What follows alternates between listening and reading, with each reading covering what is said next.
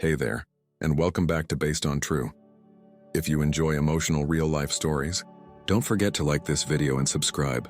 It really helps the channel grow. In this story, you'll hear about a man whose wife's betrayal forced him to face the truth, not only about her, but also about the people he once trusted the most. I was sitting on the hood of a car parked in front of license plate 128 when the door opened and they stepped out. She saw me, and her face lost all color. Her eyes couldn't meet mine, and she looked away. I slid off the hood of the car. He raised his hands in a protective gesture, and I said, "Don't worry, neither of you are worth wasting time on." I walked to my car, got in, and drove away. It was a long story that led to this confrontation. I met Jim when his family moved in next door. He was 8, the same age as me, and the only boy in the neighborhood. There were a few girls my age, but Jim and I were the only boys. We naturally gravitated toward each other, and by the end of 4th grade, we were as close as twin brothers. We played Little League baseball and soccer together at Pop Warner. I had his back, and he had mine. If you joked with Jim, he joked with me, and vice versa. We were inseparable all the way through high school. I met Laura when I was in 10th grade, and we started dating by senior year. We were still together. Jim hooked up with Annabelle Spears, and they went on double dates with Laura and me. On prom night, Laura gave me her virginity in the next room, where Jim and Annabelle were doing the same thing. Hi. School graduation separated. Jim didn't want to go to college and went into the Navy. Annabelle called him all kinds of dirty names for running away and leaving her, but despite that, she said she would wait until he got a permanent duty station and then join him. Laura and I went to college. I too, Eastern Michigan University, majoring in civil engineering, and Laura to the University of Michigan, majoring in information technology. The University of Michigan in Ann Arbor and the University of Michigan in Ypsilanti. We're only a half-hour drive from each other. So Laura and I were able to maintain a more or less stable relationship. I say more or less because a couple of times, Laura canceled dates with me to go out with a guy she met at U of M, though of course, she didn't tell me that. I got this information from friends who also went to Michigan, and they told me that she went out on nights when I didn't visit. One night, I arrived just in time to see her get into a car with some guy and drive away. I followed them to a restaurant on Ann Arbor Road, gave them 10 minutes to get inside and settle, and then went in. I found them in a booth at the back row, sitting side by side instead of across from each other. He had his arm around her, and she made no effort to move away or create distance. Luckily, there was a booth at the other end of the hall where I could sit. Laura couldn't help but notice me. But it wasn't until the waitress asked what I'd like to drink, and Laura heard my voice, that she looked in my direction. I pretended to read the menu and didn't look directly at her, but I saw her eyes go wide. She suddenly pushed the guy's hand away and moved aside. The look on his face clearly said, "What are you doing?" That look told me this wasn't the first, second, or even third time they'd been together. He felt comfortable putting his arm around her because he knew she didn't mind. I have no idea what they were talking about, but Laura kept glancing nervously in my direction. I sat back and pretended not to notice her. I finished my meal, got up, and left without once letting Laura see me looking at her. Then I drove home. The next day was Friday, and Laura and I had a date planned, dinner, and a movie.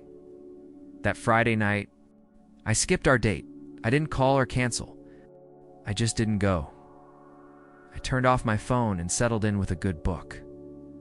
Saturday, I went to a party at the Delta Phi house and had a great time. I met a dark-haired beauty named Robin. We danced a couple of times, and she gave me her number, asking me to call her on Sunday. I was reading and getting ready for Monday's class when the doorbell rang. I got up, walked to the door, looked through the peephole, and saw Laura.I open the door, and she squeezed past me. Walked into the room, then turned and said, "Where have you been? Where were you Friday night?" and why didn't you answer the phone?" I closed the door, turned to her, and asked which question she wanted me to answer first. "What?" "There were 3 questions. Which one do you want first?" "Don't be cute, Rob. What's going on?" "Okay then, I'll answer them in the order I like.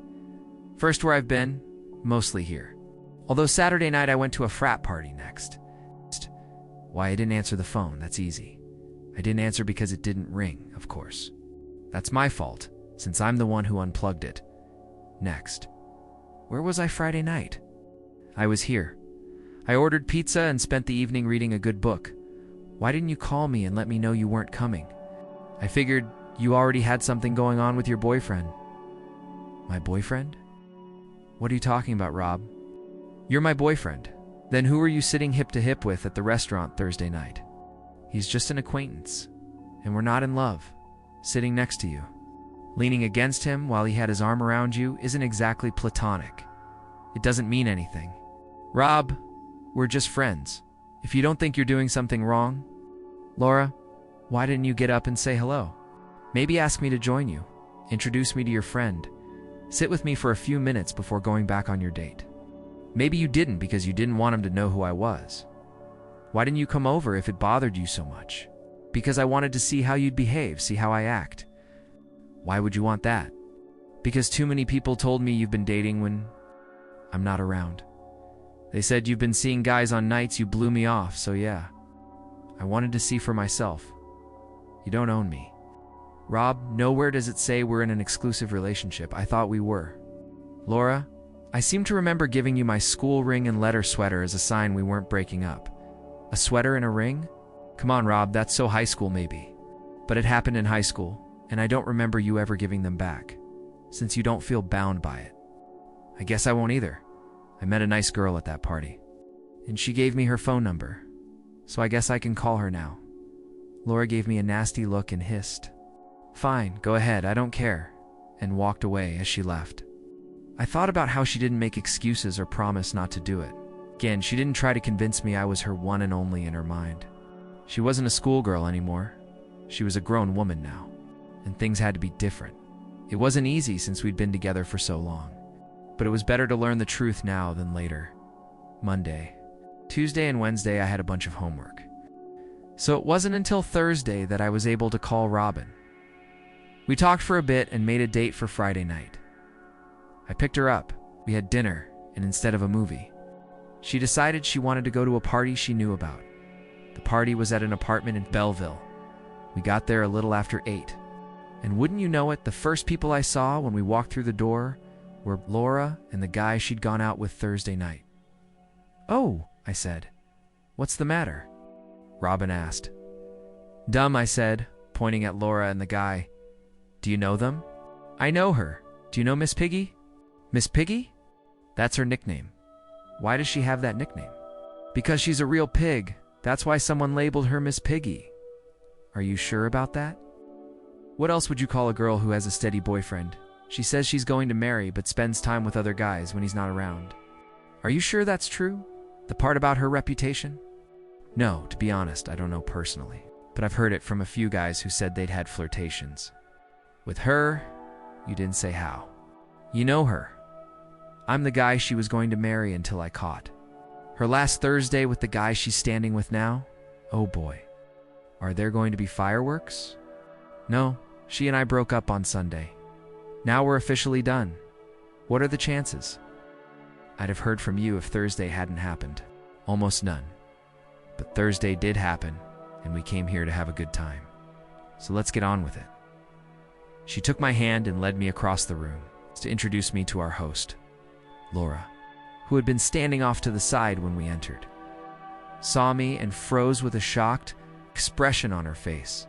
Was she shocked because she didn't expect to see me at a party like this? Or because I caught her again with a new boyfriend? I don't know, I ignored her as Robin led me to a tall man standing with a tall blonde woman. She introduced me to Gary and his wife, Eris. We made small talk for a few minutes before Robin led me away to get us drinks. The basement had been turned into a rec room, was being used as a dance floor. Robin and I danced and drank.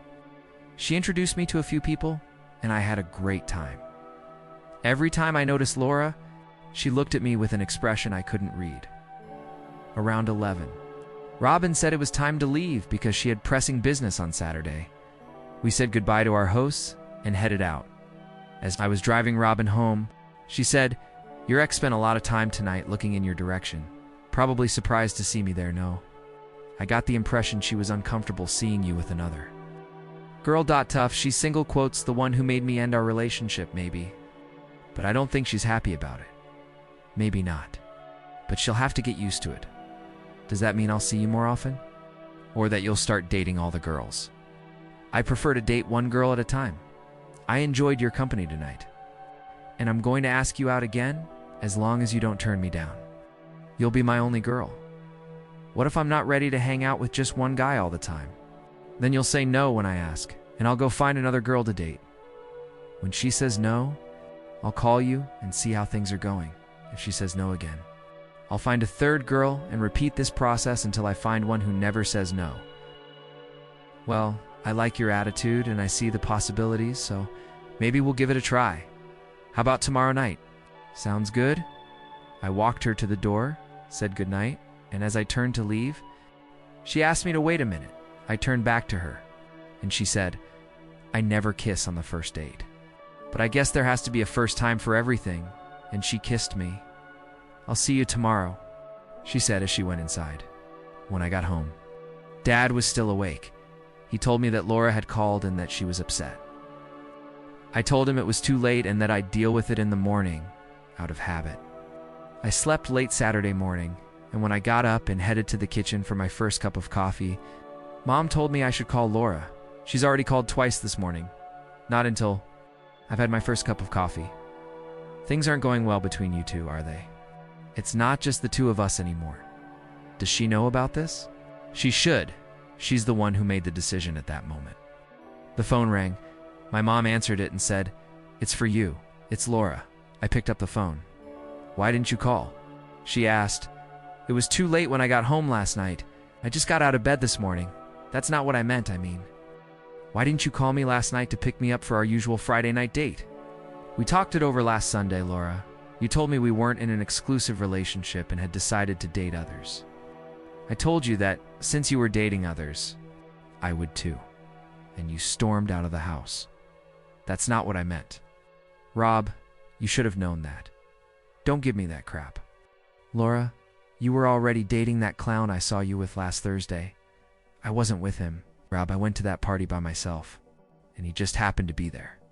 "Sure, Laura. Whatever you say, it doesn't make any difference. I'm starting to hear all sorts of things about you, like how you got the nickname Miss Piggy. I don't know what you've heard." "Rob, but it's not true. Why wouldn't I believe it's true after what I saw at the restaurant? And don't expect me to believe you just happened to meet him again at that party. He was standing too close to you. Hugging you when I walked in? No, Laura, you're not interested in staying with just me, and I'm not interested in being one of many. I'd appreciate it if you'd give me back the ring and the letter sweater. I realize it's a little too high school for an adult like you, and it doesn't seem to mean anything to you. I'll see you later. Goodbye." That sounded pretty final. My mom said she decided that being my constant wasn't enough for her. And like I just said, I'm not interested in standing in line. I started keeping Robin's company instead. While all this was going on, I was getting letters from Jim about every 2 weeks, telling me how things were going in his life. He graduated from camp and enrolled in special training. He was assigned to a Navy construction battalion, the Seabees he learned to build and destroy. He never asked about Annabelle, so when I wrote my replies, I didn't mention her either. He wouldn't have liked hearing what she was doing anyway. He hadn't even been gone a week before. Annabelle started courting some guy she met at a party. A month later, he was gone, and Annabelle started living with a guy she met at work. Another 3 months later, he was gone too, and she moved in with a black guy she met when he towed her car after it broke down. I heard rumors that he made her perform for a bunch of his friends at his apartment. Then Annabelle suddenly disappeared, and no one knew where she went until I got a letter from Jim. He had finally finished his training and had been sent to Norfolk as a permanent posting as soon as he arrived there. He sent for Annabelle, and she went to see him. He wrote, "I wish you could come and be my best man." But we didn't have much time to get everything ready. The sooner we get this done, the sooner we can get on the list for housing on base. Poor bastard, I thought. The first time you go, she'll have some other guy between her legs before the sound of the door closing even fades. I wasn't short of money. My grandparents had set up a college fund for me the day I was born. It had enough in it to pay for college and rent an off-campus apartment if I wanted to. So, at the beginning of my junior year, Robin and I moved in together, and I began to get a taste of what family life was like. I loved it after living together for about 6 months. I started thinking about making it permanent. I still had the feeling that what Robin and I had was too good to be true, but she gave no sign of wanting to end our relationship. That is, until the day I suggested we go look for an engagement ring. It was then that she informed me that after graduation, she was going back to California to marry her childhood sweetheart, who was now in England on a Rhodes Scholarship. He knew all about me, and she knew all about the English girl he was living with. We realized there was no way two healthy young people could go several years without sex, so we agreed to have an open relationship. It shouldn't affect us in any way. Rob, at least not right away, but of course it did. Basically, I had been ripped out of what I thought was a romantic relationship and put into one with a buddy. The problem was that I just didn't like having fun with my friends. I needed more than just sex, and Robin and I gradually drifted apart. For months.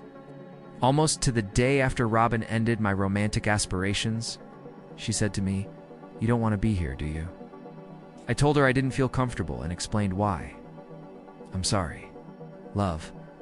I almost wish I didn't love Alex so much. So I could be more of what you want. If it weren't for Alex, you'd be my man. Thanks." I guess, so what are we going to do? Flip a coin to decide who stays and who goes? No need, I knew this day would come. Mom says she hasn't rented out my room yet. She decided it was best to keep it for me until I turn 40 or until she gets grandkids. So you're staying, and I'm leaving. Friends always. She hugged me, then asked, "Last night, please?" I'd been home for a week, and on Friday night, as I sat in my room working on an article I was supposed to turn in the following week, my mom called up the stairs. "Rob, there's someone here to see you." I went downstairs and found Mom talking to Laura.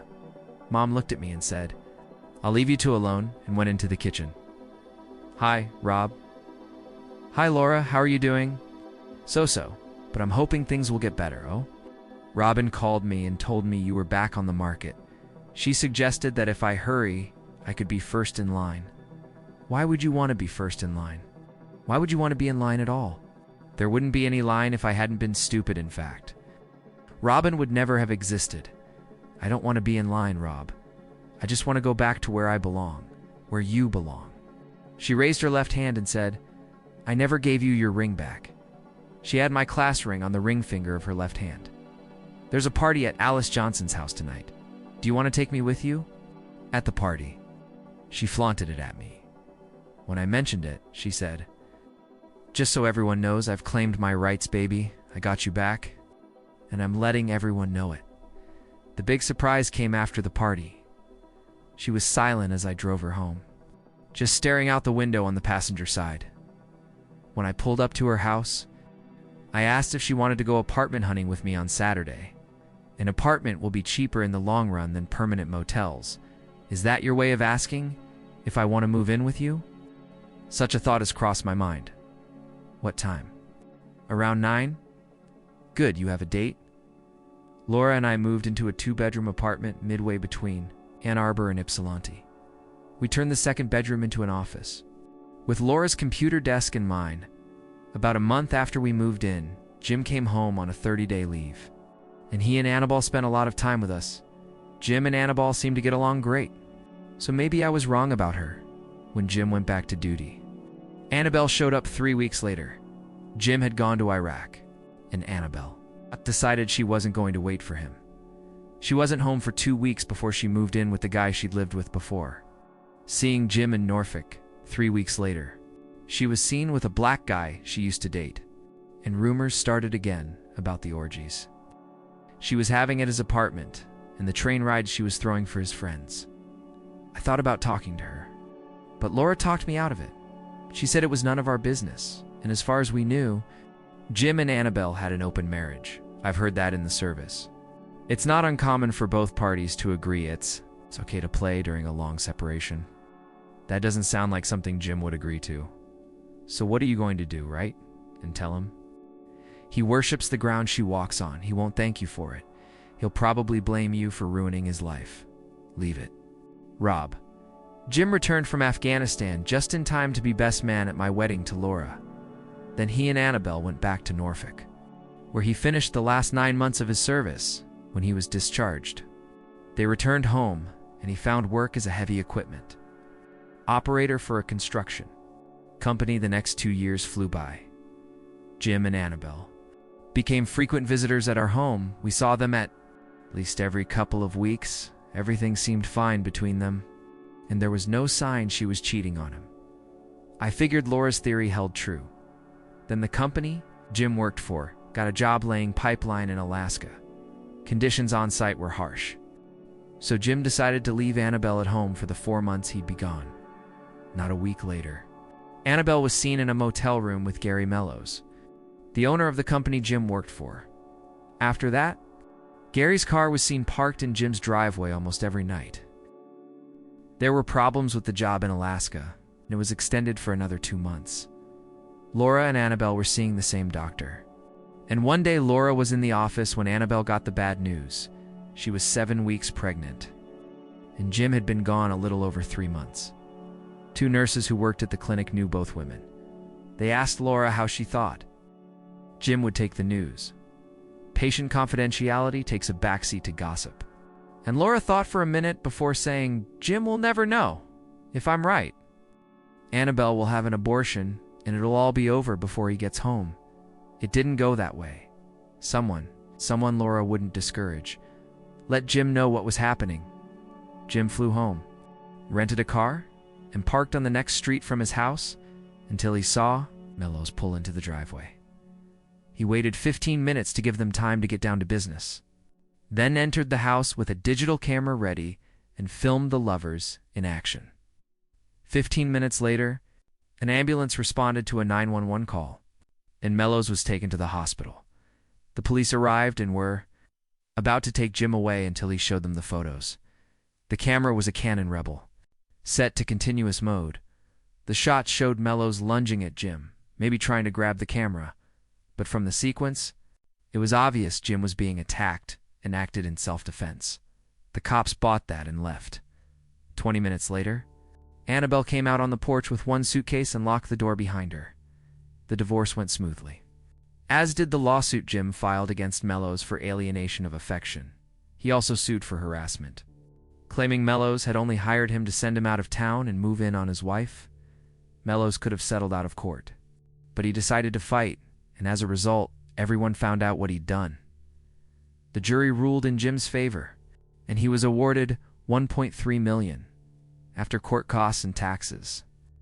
He was left with a little over $750,000. He paid off his house, put in a pool, and bought a new Ford F350 once the divorce was finalized. Annabelle disappeared, rumored to have left town. Mellows lost business and had to sell off equipment and property to cover the judgment. Jim still had money left and came to me with a suggestion that we start our own company and take over the clients. Mellows had lost. I'd handle design, and Jim would handle construction. Laura and I talked it over, analyzed the finances, and decided to go for it. R&J Constructors was born as a partnership, and it worked. Not only did we pick up many of Mellows' old clients, but we also beat him on several jobs, and Jim made sure everyone knew it. The next 5 years flew by. Jim played the field but never found anyone he wanted to commit to forever. He spent a lot of time with Laura and me, and on average, we went out once a week with Jim and whichever girlfriend he was seeing at the time. Things were going great. Laura had moved up the ladder in her company, becoming a regional manager and a favorite for the vice president position. I didn't think life could get much better, And unfortunately, I was right. It was a Tuesday. I was just finishing up a lunch meeting with a potential client when Gary Mellows approached me and asked if he could buy me a drink. Personally, I had nothing against Gary. I believe that if a trashy girl like Annabelle threw herself at a lonely guy like him, you couldn't blame him for accepting the offer.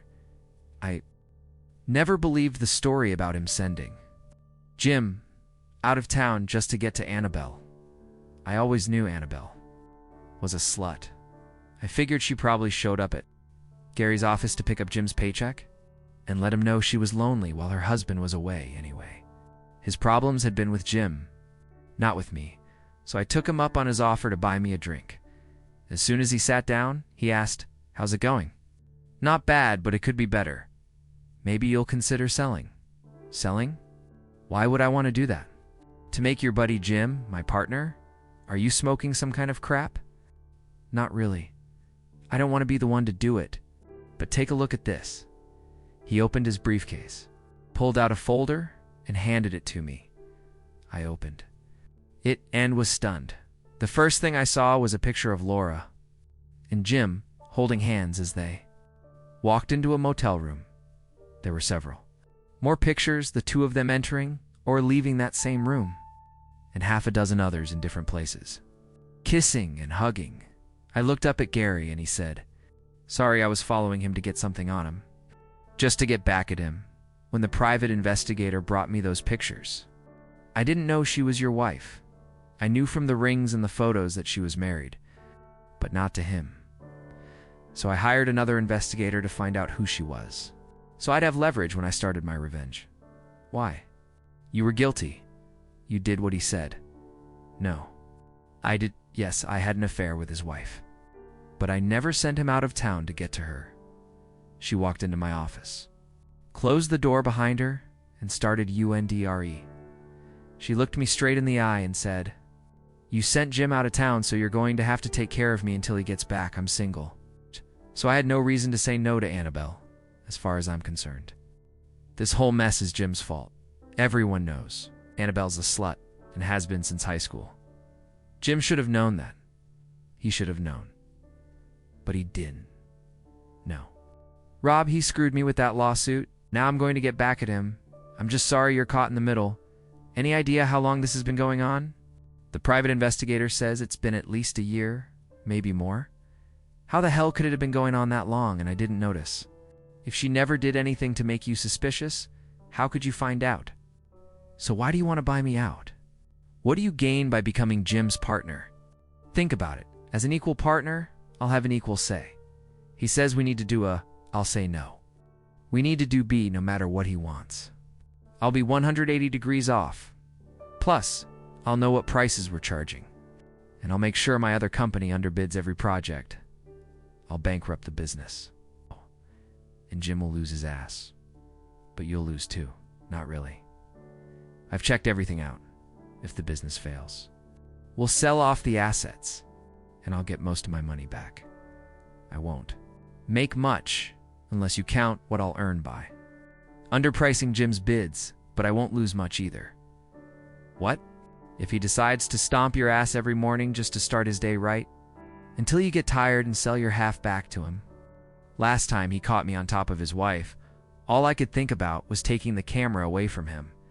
He got 3 good shots before it hit me that I should be defending myself, not worrying about that stupid camera. If he tries that again, he won't have it so easy, in fact.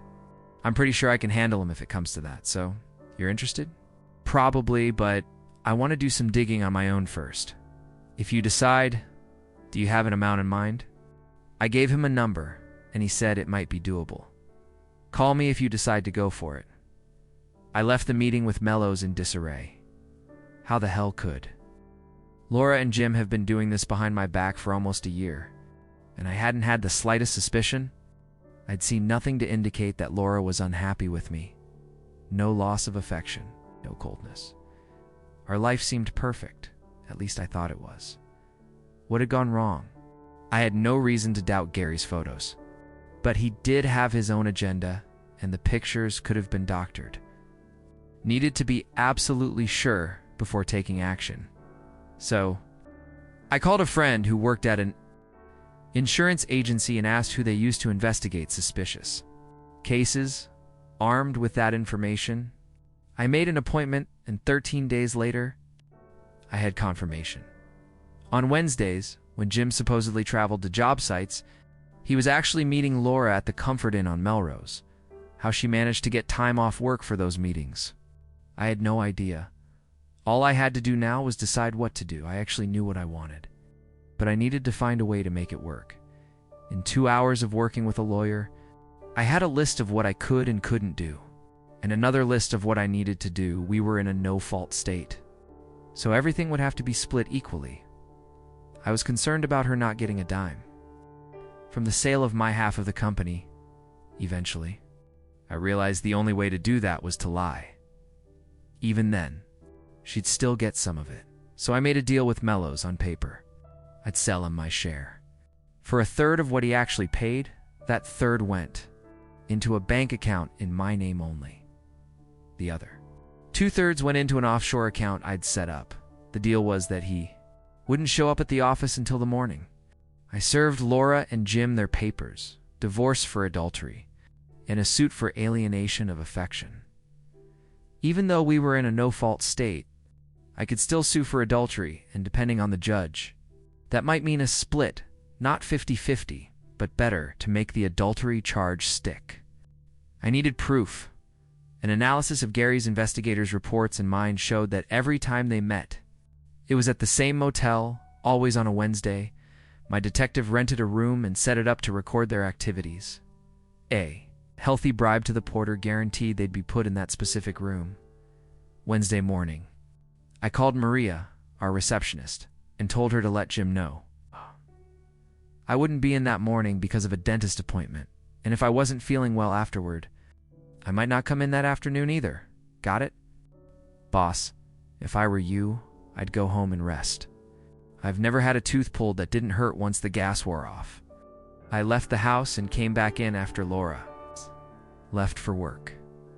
The locksmith arrived at 9 to change all the locks. As soon as he was done, I went to the bank and cleaned out the accounts and the safe. My lawyer said to take only half, but my mood was stone cold. Screw you, Laura. I wasn't making it easy for her. She'd get her half eventually, but she'd have to fight for it. I also withdrew the money from the business, if it was too much. Jim could go to court and try to get it back, but while I had it, he didn't. My detective called at 12:10 and informed me that the happy couple had arrived and were in room 11 to 8. I drove up, spoke briefly with the detective, sat on the hood of my car parked in front of their suite, waiting for them to come out. After a brief confrontation, I got in my car and drove off. As I was pulling away, a man got out of another car, walked up to them, and handed them the papers along with the divorce papers. Laura received a temporary restraining order, prohibiting her from being within 500 feet of me or the house to get it. I had to be a little devious, I lied, saying that a third party had overheard Jim and Laura discussing how much insurance I had, wondering how much my share of the business was worth. There was a hearing pending on whether to make it permanent, but that could take a couple of weeks. It was just another way to mess with her. The main thing was that she couldn't enter the house without someone from the court, and I wasn't about to make myself available to hand her the new keys, along with Jim's papers for the foreclosure attachment suit. There was a short note. You know how these suits work, don't you? How does it feel to be on the other end of one? Driving away from the motel, I called Gary. Everything's all set. Have a good first day at the office tomorrow. I drove to the airport, parked my car in long-term parking, threw my cell phone in the glove compartment, and boarded a flight to Cabo San Lucas. I spent a week scuba diving and lying on the beach. Then I flew home. When I turned my phone back on, it was flooded with voicemails, mostly from Laura. But from Jim too? You'd think I was the last person he'd want to talk to. No matter, I wasn't interested in talking to either of them. Would I want an explanation? Of course. But I'd made my decision to put those two in the past and move on with my life. The reasons for their betrayal weren't worth occupying my thoughts. my lawyer knew I'd be gone for a week. So I called him when I got back. He said Laura had been calling twice a day, trying to get into the house to get her things. I was about to tell him to contact the court to arrange it when a thought struck me. Another way to mess with her. I called her. What do you need? I need to get my clothes and other things. But I can't get into the house. The court people won't let me break in. You don't have anything here to take. Laura, I gave everything to Goodwill. I don't want anything of yours here to remind me of your lying. Cheating ass. There's nothing of yours left. Not even a hair clip. Damn it, Rob. You had no right to do that. I had as much right to do that as you had to stab me in the back. We need to talk. Rob, it's not what you think. Be honest. Laura, I don't think you were having fun with Jim. I know that for a fact. Goodbye. Laura, I hung up the phone. All of her stuff was still in the house. But then again, I wanted to mess with her eventually. She would get her stuff, but it wouldn't be soon. I had always been on good terms with Maria, our receptionist. Secretary, bookkeeper, head cook, and bottle washer. So I called her and asked how things were going. Not bad for me, but not so good for the company. Nothing is working out. Gary and Jim fight all the time over the most insignificant little things. Jim says to do something, and Gary replies that he doesn't need to do it. Jim calls and orders something, and as soon as he leaves the office, Gary calls and cancels the order. We have work that needs to be started, but it just stands there while Jim and Gary take care of it. I'm so sick of it that I tendered my resignation last Friday, but Gary said he'd double my salary if I stayed, so naturally, I'm not going to leave. They had a fistfight on Thursday, but there was no winner in it, although Jim did get a broken nose. Why did you leave us? Why did you sell out to Gary? I told her the whole story. She was quiet for a minute and then said, now I have another reason to stay. And what's that? I can help Gary. I never liked Jim. He was always hitting on me. Even though he knew I was engaged, he even hinted once that he'd let me go if I didn't go on a date with him. And we both know what he meant when he said go on a date. I asked him what you'd say about him letting me go, and that shut him up. You should have told me why. It was a personal problem, and I dealt with it. I'm sorry for you and Laura, Rob, but there may be a silver lining to it, at least for me. How's that? It means you're back on the market. How do you feel about being hunted? I thought you were engaged. I was, until I caught that bastard doing to me what he did to you, Laura. When did that happen? About 3 weeks ago. Well, honey, if you're worth it, I'll put your name at the top of the list when I start dating again. But that won't be for a while. I'm not going to give Laura anything she can use against me. I can wait. But keep me in mind if you get lonely and want some company for dinner. I will, sweetie. And thank you. My phone rang 16 times that day. 14 from Laura and 2 from Jim. I couldn't think of anything that jerk could say that I'd want to hear, and if he was calling to ask for something, it certainly wasn't from me. I deleted all the calls and headed home. Cooked myself dinner. And then, on a whim, I called Gary Mellows and asked how his plan was working. Not bad. Not bad at all. I made sure I was sitting at your desk when he got to work.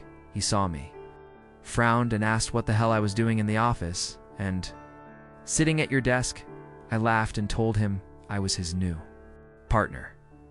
The look on his face was priceless. You could almost see the steam coming out of his ears as he read a copy of our agreement. I gave us a proper start, almost immediately. He called for a fuel truck because the front end, loader and other equipment at the Wilkins site had run out of diesel fuel as soon as he left the office. I called and canceled the order. One of the loaders ran out of fuel, and Jim called Allied and berated them. They told him that I had canceled the order, said they'd had to put up with that kind of crap from him, and told him to get fuel from someone else. That's when he came up to me and asked what the hell I was doing. I told him that Allied was charging us too much, and Allied was charging us. That I was looking for a better price, and it went downhill from there. A little birdie told me you two got into fish fry. Kesh, yes. All ended last Thursday, and what came out of it? I guess I was a little optimistic when I told you I thought I could take him, but I got over it and hurt him well. Carry on. And good luck with your plan." Hanging up the phone. I went to the room I had converted into an office, turned on my computer, and started typing up my resume. I would begin my job search the next day. I was just typing on the keyboard when the doorbell rang. I opened the door and saw Jim standing there. "What the hell do you want?"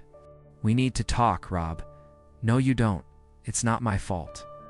"Rob, she came after me. She caught me when I was in a really bad mood because of what Annabelle did to me. I wasn't thinking straight." "Rob, I'm sorry, Rob, but it wasn't my fault. I didn't pursue her, but you knew she was my wife. You knew how you felt when you found out about Annabelle. And you didn't even stop for a second to think you'd make me feel the same way, did you? You had to know I'd find out sooner or later, and probably the same way you found out about Annabelle. Someone told you, well, somebody told me, you're a douchebag as far as I'm concerned. You were supposed to be my friend.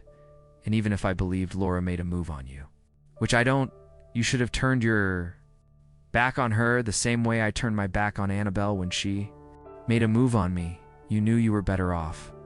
But you did it anyway, and even if it's true that she caught you when you weren't thinking straight, that doesn't justify the second, third, fourth, and however many times after that. No, you stuck a knife in my back. And there's no avoiding it. Why did you load me up with mellows? Because in the mood I was in when I found out, and with the rage I felt if I'd come after you, I probably would have handled things differently, and you're not worth going to jail over.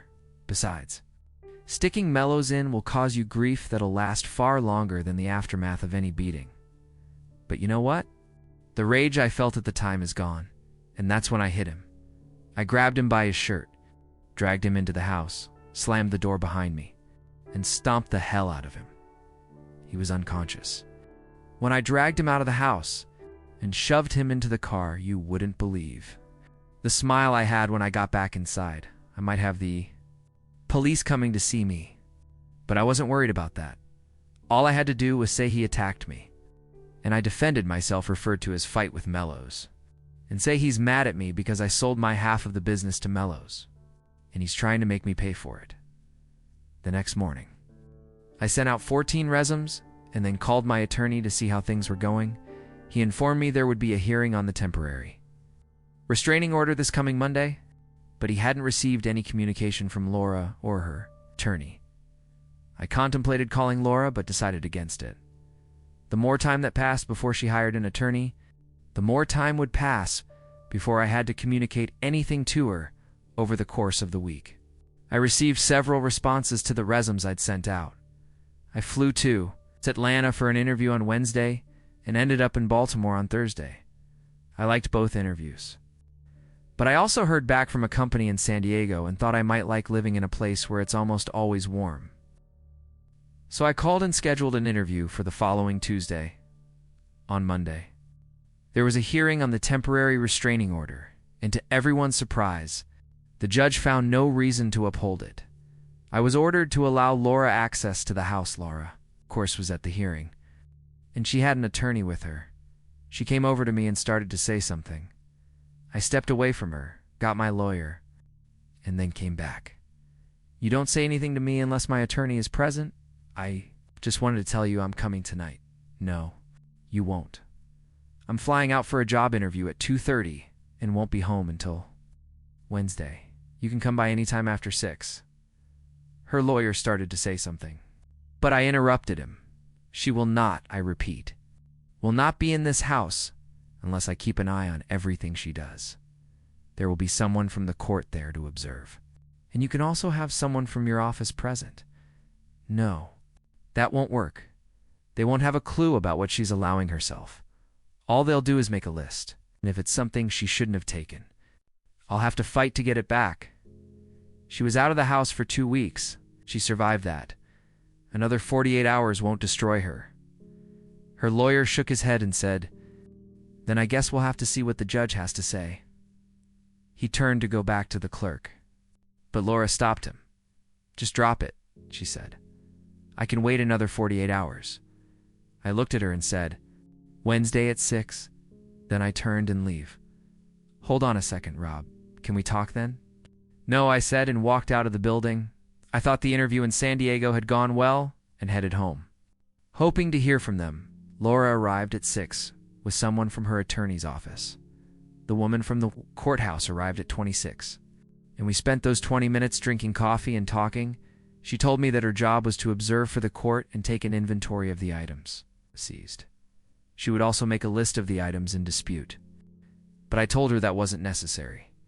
She can have whatever she wants.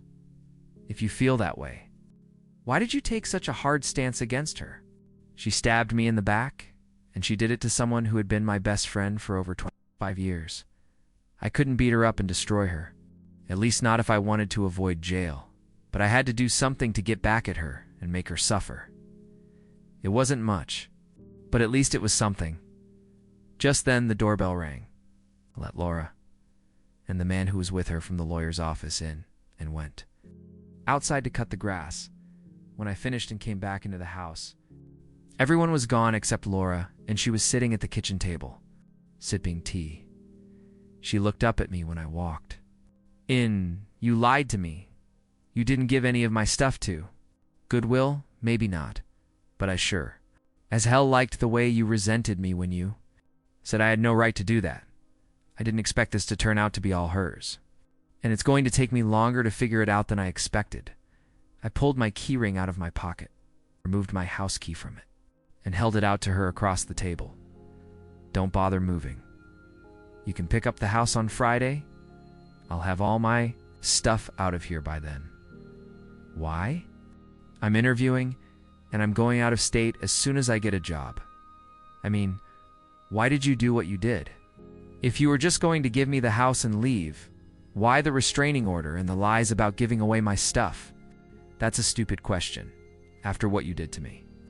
I had to do something to get back at.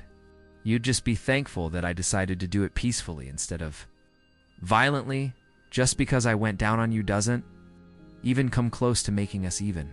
But it's the best thing I could have done without going to jail. No, you said no when I asked if we could talk tonight. But I'm still going to try to convince you that we don't need to divorce. Be serious. Laura, there's no way in hell we can stay together after what you've done, but that doesn't mean anything. Rob, I love you, and you know it. What happened with Jim was a mistake, just a stupid mistake I like. Jim, I've always liked him, but I don't love him, and I never have. I don't care if you loved him or not. You still had fun with him, and whether you loved him or not, it was still infidelity. You shouldn't have any doubts about how I feel about that. All you have to do is remember how upset I was about what Annabelle was doing with Jim. I was so upset that I was going to tell him about it, but I let you talk me out of it. That should have told you how I would feel about you doing that to me, and don't give me crap like I didn't want you to find out. Cheaters always get caught. They always get caught sooner or later. Jim found out about Annabelle because someone saw her having fun with him and told him. That's the same way you got caught. Someone saw you and Jim go into the motel room and told me. Doesn't it matter that I love you? No, Laura, it doesn't, because it wasn't enough to keep you from cheating on me. But it didn't mean anything. Rob, honestly, it meant nothing. It was an accident. An accident. How could sex with the man who used to be my best friend be an accident? He stopped by our house when you were on a trip to Santa Fe, and he was in a bad mood about Annabelle. He really loved her, and despite cutting her out of his life, he missed her. We had a drink, and after a while, he started crying. I took him in my arms and hugged him and tried to comfort him. I remember thinking, this is so wrong. I shouldn't be doing this, but it feels so good. But I'll be honest, it felt really good. The next time you went out of town, Jim stopped by, and we both knew what he was there for. And we got back into it. There was no love involved, Rob. As corny as it sounds, it was just sex. Just a little excitement in my life. I never once neglected you while all of this was going on. I love you, Rob. I really do, and you know it. We can work through this. We don't need to get divorced. It has nothing to do with it. Laura, I need a divorce. I can't live with a woman who betrayed me. It's simple. Laura, you betrayed me. If I stayed with you, I'd be watching you like a hawk for the rest of my life. Waiting for you to do it again? By your own admission. You kept doing it because you enjoyed the cheating so much. You can promise me all you want that you'll never do it again, but your promises aren't worth a spit. You already promised me to leave everyone else behind when we got married, and you broke that promise. I can't believe anything you say. Laura, Jim's story of how it happened isn't even close to yours. According to Jim, it didn't happen by accident, according to him. You were playing a game with him. He could be lying, or you could be. The problem is, after what you both did, neither of you is trustworthy as far as I'm concerned, so I can't prefer one story over the other. The bottom line, Laura, is that we've broken up as a couple. I'm not giving up. Rob, I'm going to fight for the divorce. I know we'll get through this, 'cause we love each other. You're mad right now, justifiably so. But I can make a promise to you and keep that promise, especially now that I see what breaking it could cost me.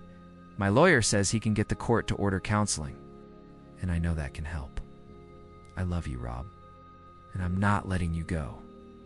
You can't seem to understand that I don't want you right now, okay? I'll admit that I still love you. It'll take me a while to get over it, but there's no way in hell I can live with you again. Every time I go to bed with you, I'm going to think about you being with that jerk who is my best friend, and I can't live like that. You won't fight for a divorce from me, Rob, because if you do, I will release the videotape of your last meeting with Jim. Every family member, every friend, and all your coworkers will get a copy. I'll create your own porn site for you, and there are dozens of amateur porn sites where I can post it, and I will do it with your full name and address. It'll make your life very interesting, Rob. No such video exists. Oh no. Wait here. I went to the den, where I had my briefcase, pulled out a copy of the disc, went back to the kitchen, and handed it to her. Take a look at it after you watch it. Decide if you want someone else to watch it now, if you don't mind. There's something I need to do. You can pick up the house on Friday, but for now, you have to go. On Thursday and Friday, I moved out of the house and put most of my stuff in storage. Then I rented a room at the executive suites for a month, counting on having a job by the end of it. Over the next 2 weeks, I traveled to Salt Lake City, Philadelphia, Atlanta, Chicago, and Detroit for interviews, all of which I was happy with, but I didn't hear back from any of them. I sat down at my desk, figured out my finances, and decided I could live without a job for about 6 years. Then I started checking out other cities and states, looking for places with a lower cost of living, a cost that would allow me to stretch those 6 years to 8, maybe 10. Laura signed the divorce papers and returned them to my attorney. I almost regretted that she had done that. I would have loved to have a CD of her and Jim scattered all over the house, but a deal is a deal. I made an agreement. The agreement called for 50-50 division of the property, with each party paying their own attorney fees. I was the only one who filed the suit, so I paid the legal fees. Laura said she wanted the house, and my half of the equity was a little more than the amount I had borrowed from the bank, so that was fine. True, I had to give Laura half of what I got from selling my half of the company, but I knew that would be the case and had made provision for it. She did swear that I sold out too cheaply, but it didn't matter because the other 2/3 of what I got from the sale was safely tucked away. An interesting thing came to me through the grapevine. It seems that as soon as I got myself out of sight, Jim started stalking Laura and was so persistent that she had to take out a restraining order on him. Not that I cared, of course, but I laughed about it. I decided to wait until the divorce was final before taking any steps.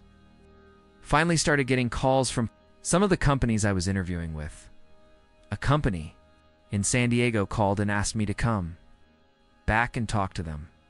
But before I could call and arrange it, I got a call from Gary Mose. How would you like your company back? Why would I want my company back? I sold it to you so I could go back to Jim and get away from him. Why would I want to become his partner again? You wouldn't want to, but then you don't have to. After our last fight, I said, if you're so damn unhappy with me as a partner, I'll buy you out or sell your half to someone else. He thought about it for about 30 seconds and then asked me how much I'd give for his half. He took half of what I gave you, and yet the question is, why should I want her back? If you've done even half of what you told me you were going to do to set Jim up, the company probably isn't worth that much anymore. You might be surprised. Come to the office and let's talk. I didn't think I had anything to lose. So I went to talk to him. When I walked in the door, Maria jumped up from her desk and hugged me, then poked her head through the office door and told Gary I had come. As you know, I only bought you out to screw Marshall. Didn't really need or use him, but things are changing. Getting more and more into the construction part of the business. I want to move away from the engineering aspect. On the one hand, I couldn't get what I wanted in terms of engineers, so I started thinking about what to do. The solution that came to my mind was to call you and ask you to set up a company that I would contract with to do the engineering work. But then Marshall sold me the company, and I thought, why not just sell you the company and contract with you? I can't afford to buy out my half and Jim's half. You won't have to pay that much, because the company isn't worth that much anymore, since I own the whole bunch. I've transferred all the construction work and equipment to my other company. All I'm leaving is purely the engineering part. I'll sell you the company for the amount I paid Jim and sign a 5-year contract for engineering services plus. The company still has contracts with about 15 other firms. I don't see how you can lose. How much did you give Jim? He told me, and it was less than I had in my offshore account. But there is one condition. And what's that? I have no secrets from Maria, and I voiced the idea to her. She said that if you agree, she will stay with you and not move to my company. If you agree to the deal, you will stay with her. I didn't have to think long. And I told him that I would agree to the deal, but to back me up. I wouldn't do it until my divorce was finalized, which wouldn't be for another 3 weeks at the earliest. Gary said that was fine with him, and we agreed to the deal. As I was leaving the office, Maria said, I heard. Don't forget that at the end of those 3 weeks, you promised that I would be first on the list. I didn't think you were serious about that. You can rest assured I am, she said with a 1,000-watt smile. As I pulled away from the curb, my cell phone rang, and it was my lawyer. Jim had learned his lesson from what happened to Gary when Gary sued Jim, and had called my lawyer with an offer to settle the case. I told the lawyer to take it. I made it the rest of the way to my room at the executive suites. With a huge smile on my face, in 3 weeks I could start a new life, with a new job, a new girlfriend, and money in the bank. I could have spent those 3 weeks looking for a place to live and shopping for furniture. Who says nice guys always finish last? Thank you for watching till the end. What would you have done if you were in his place? Given her another chance or walked away for good? Share your thoughts in the comments. I'd love to read them. And if you enjoyed this story, make sure to like the video and subscribe. More true relationship stories are coming soon.